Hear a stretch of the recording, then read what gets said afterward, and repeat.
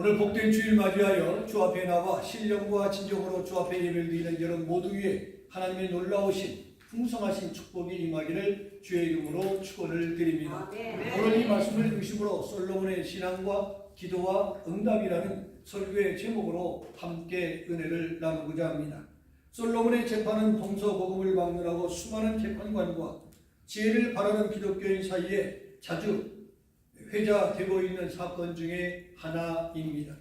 이스라엘 왕국의 제2대 왕 다윗의 죽음과 솔로몬의 즉위를 시작으로 고대 이스라엘 역사의 기록이 바로 열왕기에 기록되어 있습니다. 솔로몬의 재판 중 단 한 건만이 여기에 소개되고 있음을 봅니다. 열왕기상 3장 후반부부터 당시 사건과 재판 과정, 결과에 대해서 상세하게 기록되어 있습니다. 솔로몬의 지혜와 명성을 듣고 스바의 여왕이 찾아왔다는 이야기는 참으로 지금까지 유명하게 되어 있습니다. 솔로몬은 다윗과 밧세바의 사이에서 낳은 아들입니다.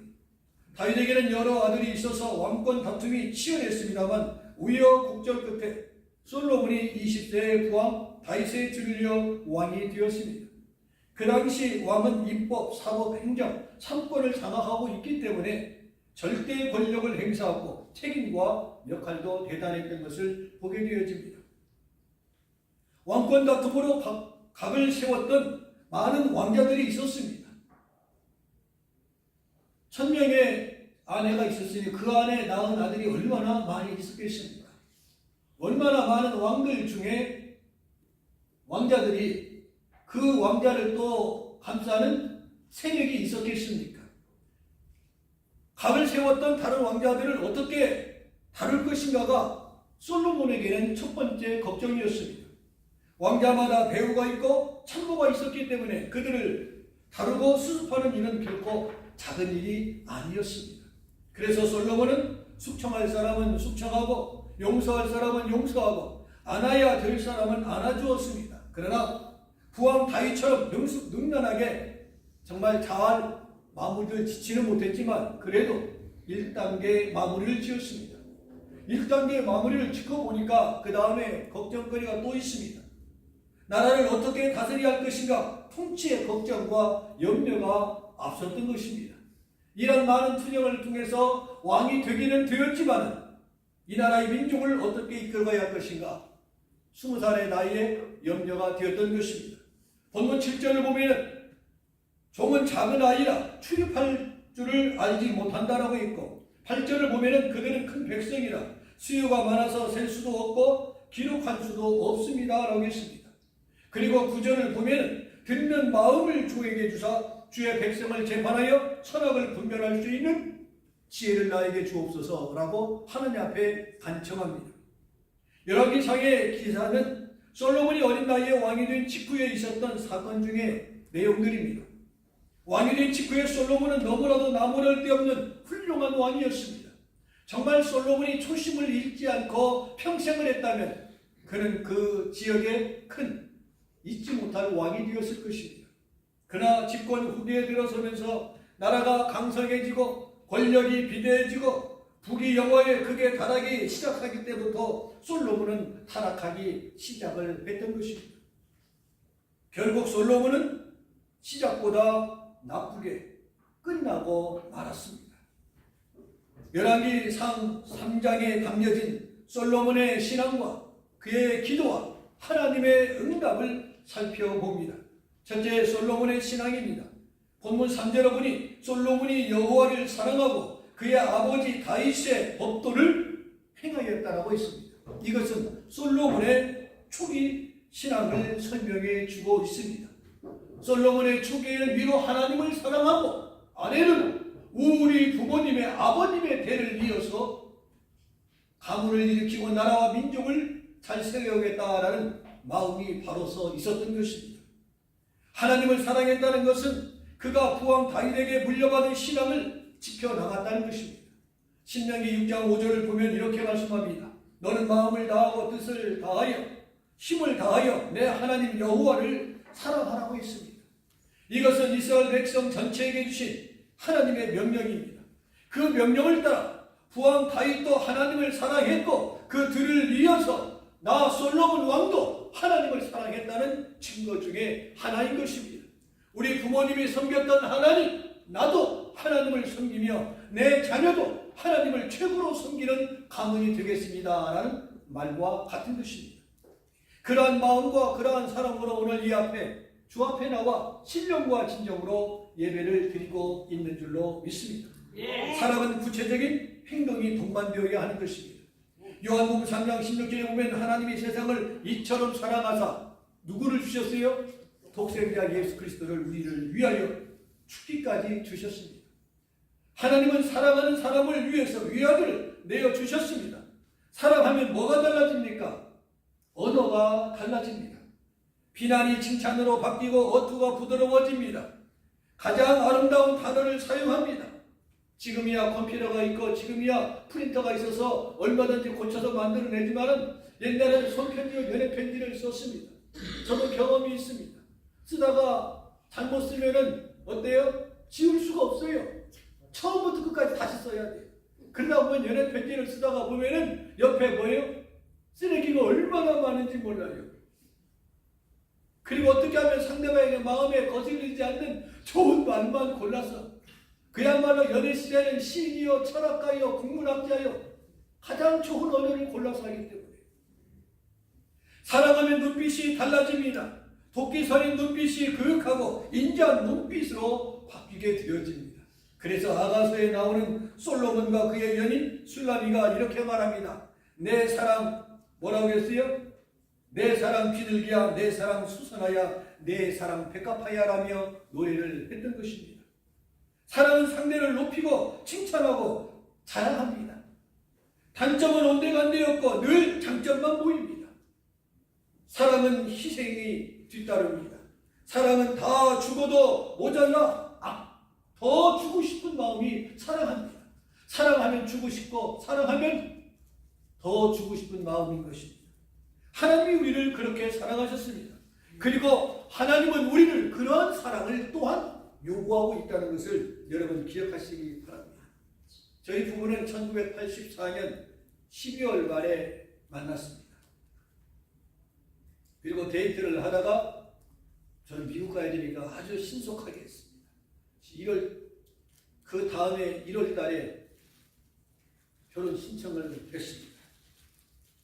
85년 1월 말 이리역 근처에 사거리에 딱 서서 반지를 들고 결혼을 청혼했습니다.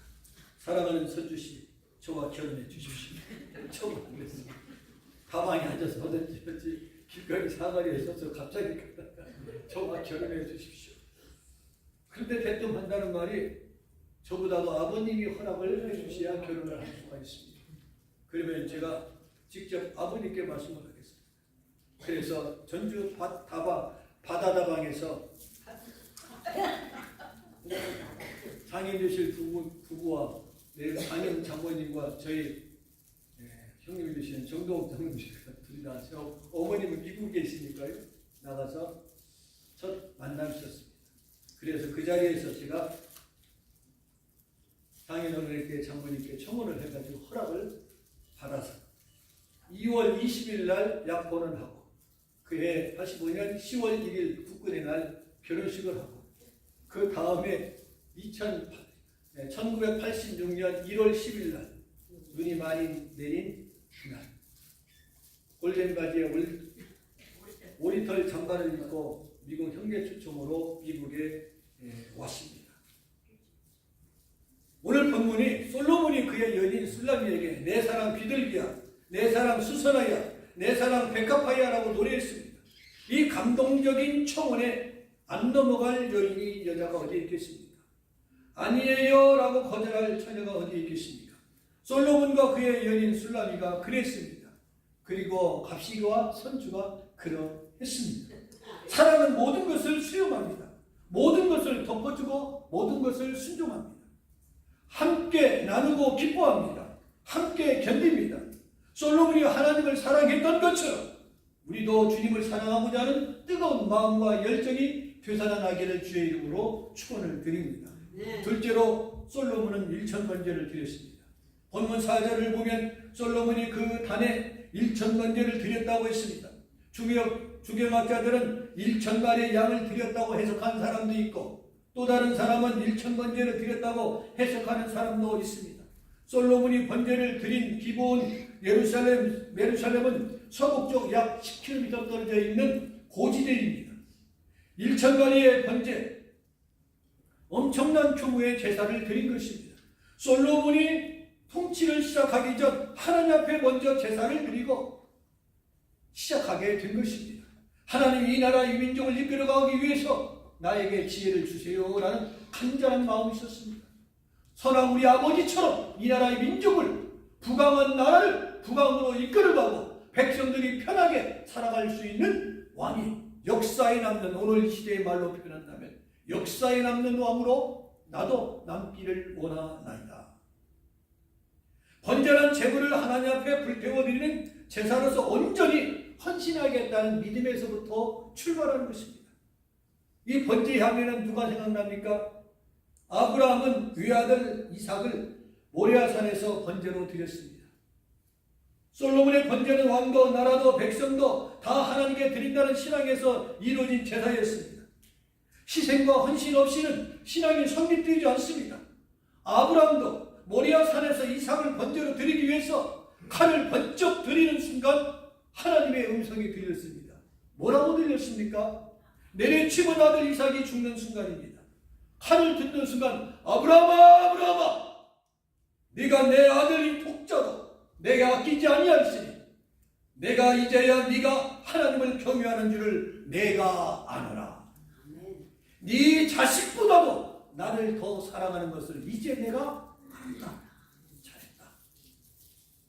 성경을 보면요 받았기 때문에 드리는 경우가 있고 드리고 난 다음에 받은 축복이 있습니다. 아브라함이나 솔로몬은 먼저 드리고 난 후에 하나님의 축복을 받았습니다. 그러나 신약성경 여러 복음서를 보게 되어지면은 고침받고 난 다음에 감사한 사람도 있습니다. 성숙한 신앙인은 먼저 드리는 것입니다. 효부는 먼저 드리는 거예요. 먼저. 저 사람 하는 거 봐서가 아닙니다. 내가 먼저. 남편 하는 거 봐서 아내 하는 거 봐서가 아니에요. 내가 먼저. 내 가족 때문에 우리 가족이 행복해야겠다가 아니라 나 때문에 우리 가족이 행복해야겠다. 나 때문에 우리 교회 교우들이 행복해야겠다는 마음을 가져야 할 줄로 믿습니다. 번제는 한 마리 한 마리 법대로 정성껏 드리는 것입니다. 가죽을 벗기는 법, 고기 각을 뜨는 법, 불태우는 법, 피를 뿌리는 법이 다 정해져 있습니다. 그 정해진 법에 따라서 제사를 드리는 것입니다. 그 드리는 과정 속에서 무엇이 담겨지는 것입니까? 정성이 담겨지는 거예요. 그래서 하나님은 무엇을 보신다고요? 중심을 보신다 했습니다. 오늘 시대는 많은 사람들이 중심을 본다고 하니까 배꼽을 내고 보이고 다니는데요. 그런 배꼽이 아니에요. 제 어머님이 1,000번제를 드린 적이 있습니다. 1,000번제를 드릴 때마다 양 대신 헌금을 드렸습니다. 어떤 사람은 어떻게 돈을 번제로 드릴 수 있느냐고 반문하는 사람도 있을 수 있습니다. 그러나 빌립보 4장 18절을 보니까 이는 받으실 만한 향기로운 제물이요 하나님이 기쁘시게 하는 것이라 말씀했습니다. 제 어머님이 1,000번제를 드린 결과 하나님은 어머니의 기도를 들어주셨습니다. 어머님 쪽으로 3대를 보아도 60을 넘긴 사람이 없어요. 다 3대가 50대 초반까지 살다가 다 세상을 떠났어요. 그런 것을 아신 어머님은 늘 기도합니다. 어린 자녀들을 위해서 하나님 생명을 연장시켜 주옵소서. 3대 중에 어머님만이 생명을 연장받아 80을 사셨습니다. 그리고 형제간에 우애하고 자손이 모두 예수 믿고 창대한 축복을 받아 누리고 있습니다. 헌금보다 또한 더 중요한 것은 뭡니까? 예배입니다. 왕과 대신과 백성들이 기브온으로 가서 번제를 드렸던 것처럼 우리는 하나님의 전에서 주님의 몸된 교회에서 신령과 진정으로 몸과 마음과 정성을 다하여 예배드리는 습관을 가져야 합니다. 지금은 코로나 시대가 아닙니다. 몸된 재단에 나와서 예배를 드려야 한다는 말입니다. 미국 생활이 아무리 바빠도 기분이 좋아도 나빠도 건강해도 병들어도 성공해도 실패해도 예배를 소홀히 해서는 안 된다라는 것입니다. 우리는 1,000번째 신앙을 회복해야 할 줄로 믿습니다. 마지막은요, 솔로몬이 받은 은혜입니다. 본문 5절을 보면은 내가 네게 무엇을 줄고 너는 구하라. 7절을 보면은 종은 작은 아이라 했고 9절에서는 듣는 마음을 종에게 주사 주의 백성을 재판하여 선악을 분별하게 하옵소서라고 간청을 합니다. 1000번째가 끝나자 하나님은 내 소원이 무엇이냐고 물으셨습니다. 그것은 무슨 소원이든 말하라. 그러면 내가 들어주겠다는 것 아니겠습니까? 솔로몬은 먼저 자신은 뭐라고 낮췄습니까? 나는 어린아이와 같습니다. 그러므로 하나님, 나는 이 나라의 민족을 이끌어가기 위해서 재물이 아닙니다. 지혜를 주시옵소서. 얼마나 멋들어집니까? 여기서 중요한 것은 10절입니다. 솔로몬이 이것을 구하며 그 말씀이 주의 마음에 든지라 했습니다. 하나님 마음에 딱 들었어요. 11절을 보니 장수도 구하지 아니하며 부도 구하지 아니하며 오직 송사를 분별하는 지혜를 구했다라고 말씀하고 있습니다. 12절을 보면은 내가 네 말대로 하여 네게 지혜롭고 총명한 마음을 주노니 네 앞에도 너와 같은 자가 없었거니와 너 뒤에도 너와 같은 자가 일어남이 없으리로다라고 있습니다. 그리고 더 큰 은혜는 13절입니다. 내가 또 네가 구하지 아니한 부귀와 영광도 네게 주노니 네 평생에 왕들 중에 너와 같은 자가 없을 것이라 했습니다. 하나님의 마음에 맞는 지혜를 구하니 하나님은 네가 무엇이 필요한 것을 익히 아셨기 때문에 네가 구하지 않은 것까지 다 주시겠다고 말씀합니다. 솔로몬은 하나님과 뭐가 맞았어요? 손뼉이 맞고 코드가 맞고 마음이 맞는 사람이었어요. 그날 그 사건 이후 솔로몬의 지혜와 명성이 산 꼭대기보다 높아졌다고 했습니다. 그의 지혜를 듣고자 많은 주변 국가들의 왕들이 찾아왔습니다. 그들이 찾아오면 어떻게 와요? 절대로 빈손으로 오는 법이었거든요. 다 들고 옵니다. 그러다 보니까 부자 중에 더 큰 부자가 왕성한 부자가 그리고 누구를 데리고 와요? 자기 딸을 데리고 와서 관계를 맺게 하는 거예요. 솔로몬의 부인이 되게 하는 거예요. 그러다가 보니까 1명, 2명 채우다가 몇 명이 돼요? 1000명이 됐어요. 한 여인이 왕을 만나기 위해서 남편이 만나기 위해서 몇 년이요? 보통 3년을 걸려야 왕 얼굴을 볼 수가 있는 거예요.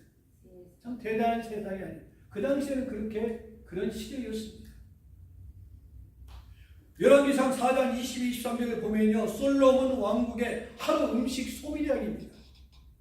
가루 밀가루가 30석, 붉은 밀가루 60석, 살찐소 10마리, 초장에소 20마리, 양 100마리, 수사슴, 노루, 암사슴, 살찐 새들이었다라고 했고 25절을 보면은 날마다 평안하게 살았다고 했고 26절을 보면 말의 위안간이 4만, 마병이 1만 2천 29절을 보면은 지혜와 총명이 바다의 모래알과 같았다고 했습니다.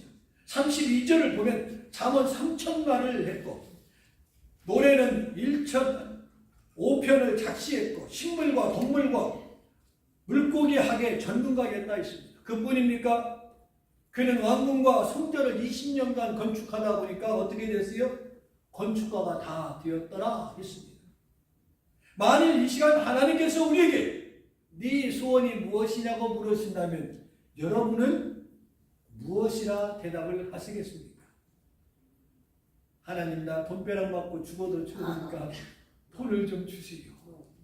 그렇게 하시겠습니까? 무엇을 요구하시겠습니까? 네 소원이 무엇이냐? 각자 다를 것입니다만 중요한 것은 하나님의 마음과 뜻에 맞아야 할 것입니다. 우리가 기도가 그렇습니다. 하나님 앞에 기도할 때 기도의 제목이 하나님에 맞느냐 맞지 않느냐 하는 것입니다. 그래서 기도의 결론이 뭐예요? 내 뜻대로 마옵시고 아버지의 뜻대로 하옵소서라고 하는 것 아니겠습니까?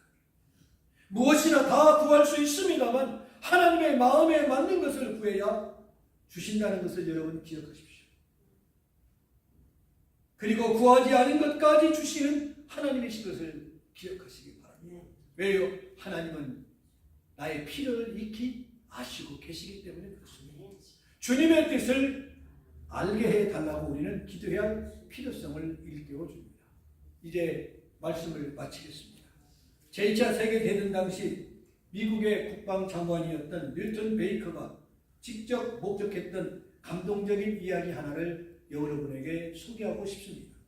그는 전쟁 중 유럽 어느 야전병원을 방문했는데 그곳에 매우 끔찍한 부상을 입은 미국 병사 한 사람을 만나게 되었습니다. 그 병사는요, 두 다리를 잃어버렸습니다. 한 팔을 잃어버렸습니다. 그리고 한쪽 눈까지 잃어버린 처참한 상태에 누워있는 병사였습니다. 한번 생각해 보십시오. 두 다리를 잃었습니다. 두 팔 중에 하나를 잃었습니다. 두 눈 중에 하나를 잃었습니다. 그야말로 몸뚱이와 팔 한 짝과 눈 한 짝이 있는 것입니다. 마음이 너무나 무거웠습니다. 아팠습니다. 내 나라 내 민족을 위해서 싸운 것이 아니라 지원병으로 나가서 다른 나라와 싸우던 병사였습니다. 그 병사를 국방장관으로서 위로해 주기 위해서 방문했던 그 자리에서 그 병사를 보고 마음이 너무나 무거워 위로해 주고 나옵니다. 얼마 후 베이커가 두 번째로 그 병원을 방문했을 때 그 병사는 눈에 띄지 않았습니다. 이상하게 생각하여 원장에게 물어보았더니 간호원과 눈이 맞아 결혼하여 이 병원을 떠나게 되었다는 것입니다. 베이커는 그 병사가 불행 중 다행으로 목숨을 구하고 결혼까지 한 것을 퍽 기쁘게 생각을 했습니다. 결혼 후 몇 년의 세월이 흘렀습니다. 베이커는 장관직에서 퇴임하고 존 험스키 대학 이사장으로 봉직하게 되었습니다. 그러던 어느 해 봄 재단 제사장으로서 졸업식을 주관 박사학위를 수여하던 중 베이커 씨는 휠체어에 앉아 박사학위를 받으러 나오는 그 병사를 발견하게 되었던 것입니다. 5년 동안 집념을 불태운 결과 박사학위를 받게 된 그 병사를 보자 그는 너무나도 놀랍고 반가워서 팔도 한 짝밖에 없잖아요. 한 짝 있는 그 팔을 붙잡고 너무나도 감격스러워 격려의 말을 던집니다. 그때 그 청년이 베이커에게 이사장에게 이런 말을 합니다.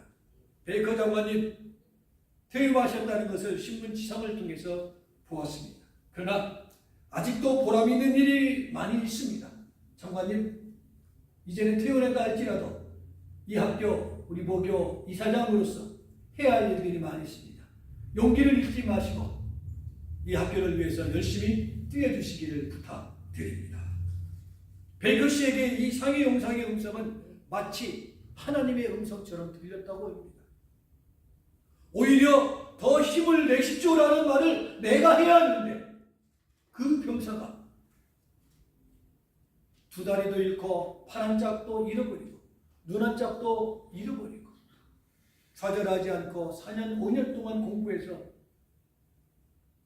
박사학위를 받지만 얼마나 불편한 몸입니까? 그래도 힘을 내세요라고 말해야 할 사람은 이사장 베이커입니다. 그 상해용사가 자신에게 더 힘을 내십시오. 이것은 주님께서 오늘 우리 모두에게 주시는 말씀이 아닌가 생각해 봅니다. 우리 모두는 지금 힘든 시간들을 보내고 있습니다. 이럴 때일수록 어려움을 잘 참고 이겨나가는 것이 신앙의 길이요 지혜인 줄로 믿습니다. 그래서 우리가 어려울 때마다 하나님 나에게 지혜를 주셨어. 솔로몬에게 주었던 그 지혜, 솔로몬의 초기의 신앙이 우리의 신앙이 되어서 이 어려움을 잘 극복할 수 있도록 나에게 지혜를, 큰 믿음을 주시옵소서. 솔로몬의 초기 신앙처럼 하나님의 마음에 맞는 기도와 응답으로 더 힘있고 능력 있는 생활이 되기를 간절히 희망합니다. 그리고 하나님의 뜻과 마음에 드는 성도 여러분들이 모두 되시기를 주님의 이름으로 축원을